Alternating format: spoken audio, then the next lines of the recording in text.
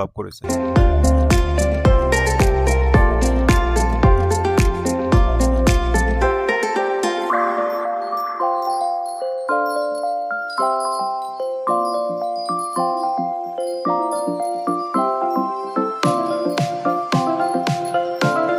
এখন আপনাদেরকে দেখানোর চেষ্টা করব উদ্যানের উত্তর দিকটা, একেবারে লেকের কাছে।